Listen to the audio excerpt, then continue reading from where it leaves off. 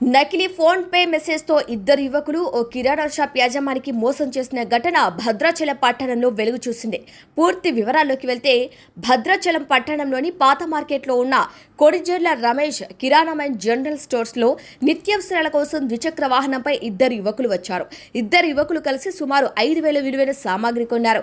అయితే fake phone pay యాప్ను ఉపయోగించి 5,000 చెల్లించినట్లు నకిలీ మెసేజ్ను చూపించారు. ఆ తర్వాత మెల్లగా అక్కడి నుంచి జారుకున్నారు. అయితే ఎంతసేపటికి వారు పంపిన 5,000 వ్యాపారి అకౌంట్లోకి రాకపోవడంతో మోసపోయారని గ్రహించిన సదరు షాపు యజమానికి వెంటనే అలర్ట్ అయ్యాడు. హుటాహుటిన సమీపంలోని భద్రాచలం పోలీస్ స్టేషన్కు వెళ్లి తనకు జరిగిన మోసాన్ని పోలీసులకు వివరించారు. ఇక బాధితుడి ఫిర్యాదుతో రంగంలోకి దిగిన పోలీసులు సీసీ కెమెరాలను పరిశీలించి మోసగాలను పట్టుకునేందుకు ముమ్మరంగా గాలిస్తున్నారు. సీసీ కెమెరాలో ఇద్దరు కేటుగాళ్లు బైక్పై వచ్చినట్టు దృశ్యాలు రికార్డయ్యాయి.